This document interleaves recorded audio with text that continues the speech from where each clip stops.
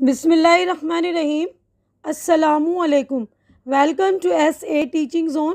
آج کی ہماری یہ ویڈیو 12th کلاس کی اردو کی ہے۔ بک کا نام ہے گلستان ادب۔ تو آج ہم کر رہے ہیں چیپٹر نمبر 29۔ یہ ایک طویل نظم ہے، تو ہم پہلے طویل نظم کے بارے میں پڑھیں گے کہ طویل نظم ہوتا کیا ہے۔ تو دیکھیے، طویل نظم اردو میں مثنوی، قصیدہ اور مرثیہ بھی طویل نظمیں کہیں جا سکتی ہے، لیکن طویل نظم دراصل نظم کی ایک خاص قسم ہے جس کا چلن پہلی جنگ عظیم سن 1914 کے بعد عام ہوا۔ پہلی مشہور ترین طویل نظم انگریزی کے ممتاز شاعر ٹی ایس ایلیٹ کی دا ویسٹ لینڈ ہے۔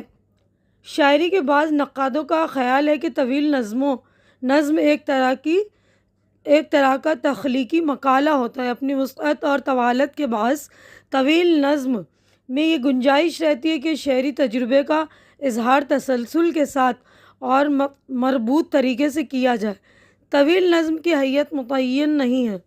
یہ نظم عام طور پر ابتدا سے اختتام تک ایک ہی بحر میں کہی جاتی ہے، لیکن یہ بھی ہو سکتا ہے کہ مختلف بحروں کو ایک ہی نظم میں استعمال کیا جائے۔ ظاہری اعتبار سے طویل نظم کی ایک معروف مثال مسدس حالی ہے، اور اقبال کی بعض نظمیں خضر راہ، مسجد قرطبہ، ذوق و شوق بھی طویل نظمیں ہیں۔ ان نظموں کی حیت روایتی ہے۔ طویل نظم کی حیت میں بڑے اور انقلابی تجربوں کا سلسلہ سردار جعفری کی نظموں سے شروع ہوا۔ نئی دنیا کو سلام اور ایشیا جاگ اٹھا ان کی مشہور طویل نظمیں ہیں۔ اردو کی مشہور طویل نظمیں جنہیں بہت مقبولیت ملی یہ ہیں: حسن کوزہ گر، نون میم راشد، ٹھٹھ جعفر طاہر، پرچھائیاں ساحر لدھیانوی۔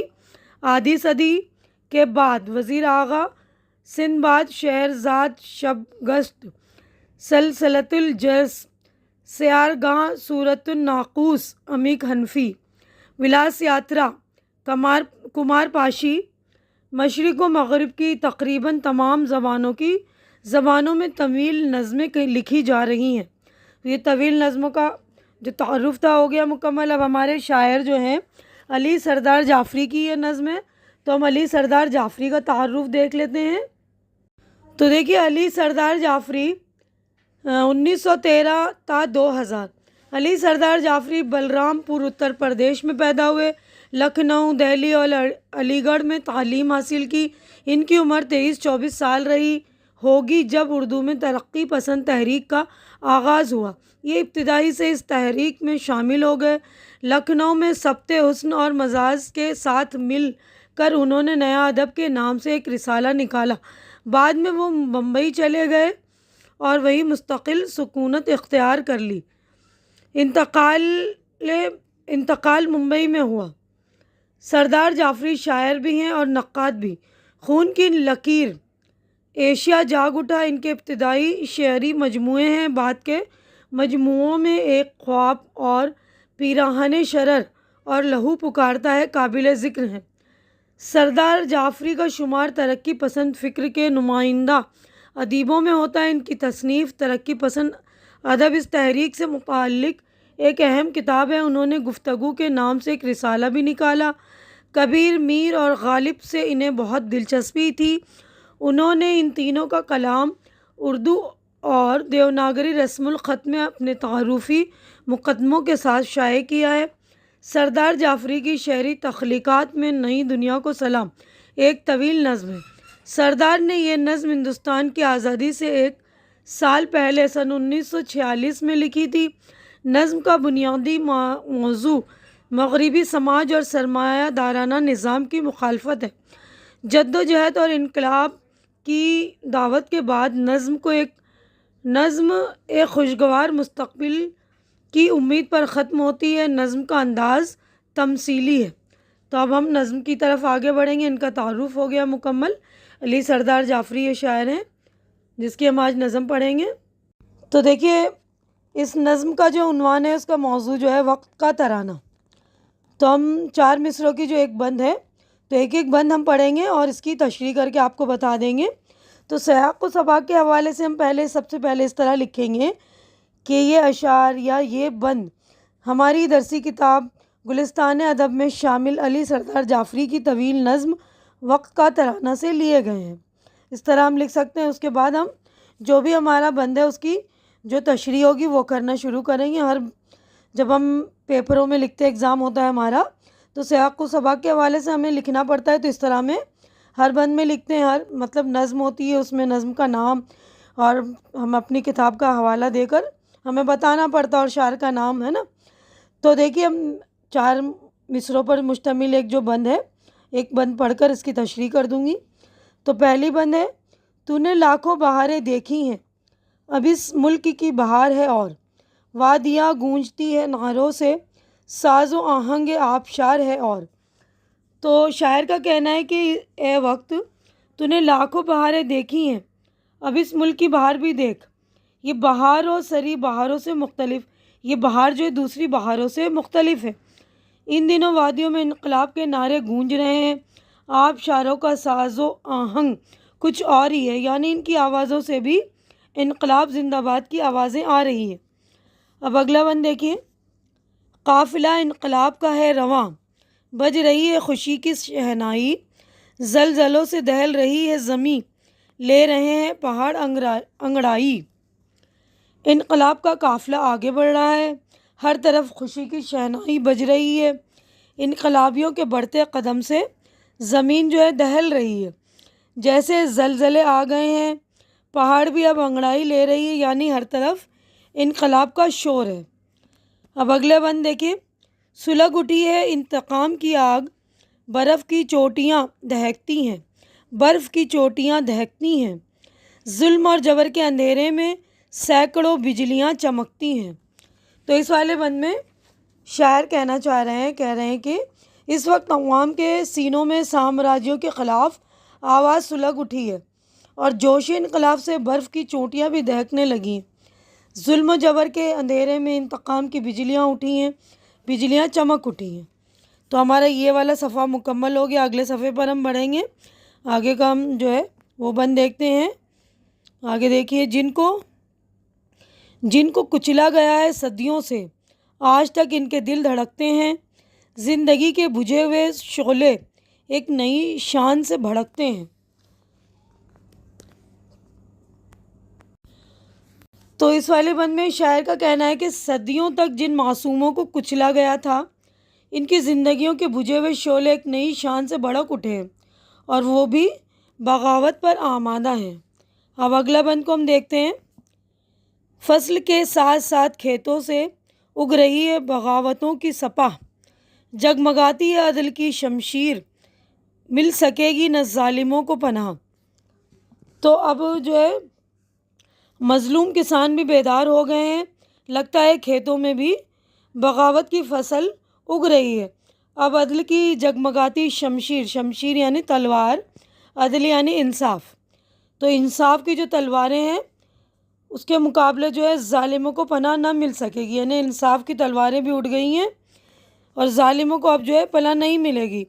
اب آگے بڑھتے ہیں، دیکھیے، کارخانوں کے آہینی دل سے ایک سیلاب سا ابلتا ہے، سرخ پرچم ہوا کے سینے پر بن کے رنگ شفق مچلتا ہے۔ تو سردار علی جعفری ہمارے شاعر جو ہے اس نظم کے، وہ کہتے ہیں کہ کارخانوں میں کام کرنے والے کاریگروں اور مزدوروں کے دل میں بغاوت کا سیلاب امڑ آیا ہے۔ یہاں آہینی دل، آہین کا مطلب ہوتا ہے لوہا، اس سے مراد آہینی دل سے مراد جو ہے مشینیں ہیں، لوہے کی جو ہوتی ہیں نا، تو اس کو مشینوں کو کہہ رہے ہیں، وہ سب متحد ہو گئے، یعنی ایک ساتھ جڑ گئے ہیں۔ ان کے اتحاد کی نشانی سرخ پرچم کے ہوا کے سینے پر لہرانے لگا ہے۔ سرخ پرچم سے مراد ہے کہ کمیونسٹوں کا سرخ جھنڈا ہے، کیونکہ ملوں، فیکٹری اور دوسرے اداروں میں کام کرنے والے ٹریڈ یونین کے تحت اپنے احتجاج اور مقاصد کے حصول کے لیے سرخ جھنڈا بلند کرتے ہیں، یعنی جب پروٹیسٹ کرتے ہیں نا کارخانے کے لوگ تو لال جھنڈا لگاتے ہیں، تو اسی کو کہہ رہے ہیں سرخ جھنڈا۔ اب آگے بڑھتے ہیں، اگلا ہمارا جو بند ہے یہ کہ یہی ہندوستان کا ساحل ہے جس پہ ٹوٹا غرور سلطانی، آگ سی لگ گئی ہے پانی میں، موجیں کرتی ہے شعلہ افشانی۔ تو سردار جعفری کہتے ہیں کہ اسی ہندوستان کے ساحل پر غرور سلطانی، یعنی انگریزی حکومت جو ہے اس کا غرور ٹوٹا ہے، انگریزی حکومت جو غرور سلطانی اس کو بول رہے ہیں، اس کا غرور ٹوٹا ہے۔ تو انگریزی حکومت کا غرور جو ایسی ہندوستان کے ساحل پر ٹوٹا ہے، پانی میں آگ سی لگ گئی ہے، اور اسی بغاوت کی آگ سے لگتا ہے کہ موجیں بھی شعلہ افشانی کر رہے ہیں۔ اب ہمارا یہ والا صفحہ ہو گیا مکمل، آگے بڑھتے ہیں نیکسٹ پیج پر۔ تو دیکھیے نیکسٹ پیج پر جو اگلا بند، بادباں کھل گئے بغاوت کے، بمبئی کے جہازیوں کو سلام، جو شہنشاہیت سے ٹکرائے ایسے جانباز غازیوں کو سلام۔ تو اس بند میں علی سردار جعفری کہتے ہیں کہ اسی ساحل پر ممبئی کے جہازوں نے بغاوت کے بادباں کھولے تھے اور شہنشاہیت کے خلاف بغاوت کی تھی، ایسے جانباز غازیوں کو ہم سلام کرتے ہیں۔ اب اگلا بند ہے، دیکھیے، دیدنی اہل شہر کا ہے شکوہ، گولیاں روکتے ہیں سینوں پر، لب پہ نعرے نگاہ میں عزم جہاد، حریت ذو فغن جبینوں پر۔ تو شاعر کا کہنا ہے کہ ان باغی جہازیوں کا ساتھ اہل شہر نے بھی دیا، یعنی شہر کے لوگوں نے بھی دیا۔ شہر کے ان جیالوں نے اپنے سینوں پر گولیاں روکی تھیں، گولیاں یعنی کھائی تھیں، لیکن ان کے ہونٹوں پر انقلاب کا نعرہ تھا اور ان کی نگاہ میں جہاد کا عزم تھا۔ ان کی پیشانی پر آزادی ذو فغن کی تھی، یعنی جذبہ آزادی سے ان کا دل جو ہے مگن تھا۔ اب آگے بڑھتے ہیں، ان کی مطلب ذو فغن تھا، ان کی پیشانیاں منور تھی، روشن تھی۔ اب اگلا بند جو ہمارا یہ اس نظم کا آخری بند ہے۔ تو دیکھیے یہ ہمارا آخری بند ہے، ہر سڑک پر سمندروں کا ابال، ہر گلی میں ہے جوش طوفانی، غرق کر دے گی بادشاہی کو آدمی کے لہو کی طغیانی۔ طغیانی کا مطلب طوفان ہوتا ہے۔ تو سردار جعفری اس بند میں کہہ رہے ہیں کہ ہر سڑک پر انقلابی سمندر کی طرح ابل آئے ہیں، یعنی بہت سارے لوگ جو انقلابی لوگ نکل کر آئے گلی میں، بغاوت کا جوش ہے، ان باغیوں اور جہازیوں کے خون کا سیلاب بادشاہی کو غرق کر دے گا، یعنی عوام کے جوش اور جذبے کے سامنے بادشاہ مجبور ہو جائیں گے اور یہ ملک آزاد ہو جائے گا۔ تو یہ ہمارا آخری بند تھا۔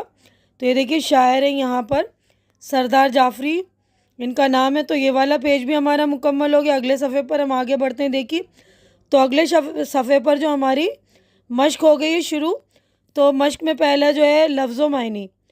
تو لفظ و معنی یعنی ورڈ میننگ ہے۔ تو پہلا لفظ ہے آبشار، جھرنا، شمشیر تلوار، آہنی لوہے سے بنا ہوا، عزم پختہ ارادہ، پختہ یعنی پکا ارادہ، حریت آزادی، ذو فغن روشنی بکھیرنے والا، طغیانی سیلاب طوفانی کیفیت یعنی طوفان کی سی حالت۔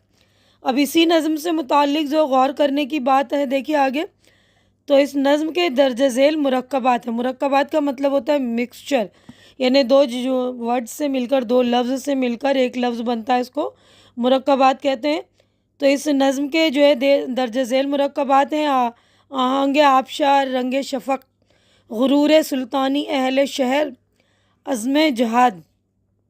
مرکبات کی شکلیں مرکب اضافی کہلاتی ہیں۔ مرکب اضافی کے پہلے جز کو مضاف اور دوسرے جز کو مضاف الیہ کہتے ہیں، یعنی اس میں پہلا جز جو ہے آہنگ مضاف ہو گیا اور دوسرا جو ہے مضاف الیہ۔ مضاف کے آخری حرف پر جو زیر ہوتا ہے اس کو کسرہ اضافت یعنی آہنگ ہے، جو گاف کے نیچے زیر ہے اس کو کسرہ اضافت کہا جاتا ہے۔ اردو میں مضاف الیہ کا ترجمہ پہلے اور مضاف کا ترجمہ بعد میں کرتے ہیں۔ درمیان میں موقع محل کے لحاظ سے کا، کی، کے کا اضافہ کرتے ہیں۔ مثلاً جو ہے یہ دیکھیے آہنگ آبشار کا ترجمہ ہوگا جھرنے کا نغمہ، ہے نا، جھرنا آبشار کا مطلب جھرنا ہو گیا، تو پہلے جھرنا آ گیا نا، جھرنے کا نغمہ، وقت کا ترانہ۔ سردار جعفری کی ایک طویل نظم ہے۔ جاوید، مریم، فرنگی اور نامہ بر کے کرداروں کے ذریعے اس نظم کے مختلف اجزاء ترتیب دیے گئے ہیں۔ پوری نظم 8 اجزاء پر مشتمل ہے، پہلے جز کو حروف اول اور آخری جز کو۔ تو یہ والا صفحہ بھی مکمل ہو گیا۔ نیکسٹ پیج پر ہم چلتے ہیں۔ دیکھیے آخری جز کو حرف آخر کا عنوان دیا گیا۔ بقیہ درمیانی اجزاء کے لیے پہلی تصویر دوسری تصویر جیسے عنوانات تجویز کیے گئے ہیں۔ پیش نظر اقتباس چوتھی تصویر میں بادشاہ کے خلاف انقلاب و بغاوت کی تصویر کشی کی گئی ہے۔ تو دیکھیں یہاں پر جو ہے غور کرنے کی بات بھی مکمل ہو چکا۔ اب یہاں پر ہمارے سوالات ہو گئے شروع۔ تو 3 سوالات ہیں اس نظم کے، تو تینوں کے ہم جوابات دیکھیں گے۔ تو پہلا سوال دیکھیے کہ کھیتوں سے بغاوت کی سپاہ اگنے کا کیا مطلب ہے؟ تو ہم تینوں کے جوابات دیکھ لیں گے۔ تو جوابات کی طرف بڑھتے ہیں ہم۔ تو دیکھیے جواب ہے کھیتوں میں فصلیں اگتی ہیں، اور لیکن یہاں مراد کھیتوں میں کام کرنے والے ان کسانوں سے ہے جو سامراجیت کے خلاف بغاوت پر آمادہ ہوئے اور ملک کی آزادی کے نعرے لگائے۔ سوال نمبر 2، سرخ پرچم کس بات کی علامت ہے؟ تو جواب دیکھیے کمیونسٹ پارٹی کے جھنڈے کا رنگ سرخ ہے، اور سرخ رنگ جوش، خوشی اور فتح کی علامت مانا جاتا ہے۔ سوال نمبر 3، آدمی کے لہو کی طغیانی بادشاہت کو کس طرح غرق کر دے گی؟ بے شمار ہندوستانیوں نے متحد ہو کر انگریزوں کے خلاف بغاوت کی اور انگریزوں نے ان پر گولیاں برسائی، ظلم و ستم کیے۔ سردار جعفری کہتے ہیں کہ ملک کی زمین پر ان انقلابیوں کا جو خون بہا وہ رائے گا نہیں جائے گا، سیلاب بن کر انگریز حکومت کو غرق کر دے گا، بادشاہت ختم ہوگی اور جمہوریت قائم ہوگی۔ تو تینوں جوابات ہمارے مکمل ہو گئے ہیں۔ تو دیکھیں تینوں جوابات مکمل ہو گئے۔ اب یہ عملی کام ہمارا اس نظم کے کسی پسندیدہ بند کو یاد کر کے کاپی میں لکھیے۔